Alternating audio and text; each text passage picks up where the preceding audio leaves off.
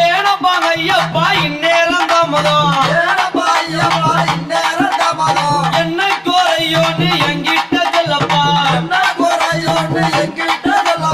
என்னால முடிஞ்சத வாங்கி படைக்கிறேன் ஏனப்பாங்க ஐயப்பா இந்நேரம் தாமதம்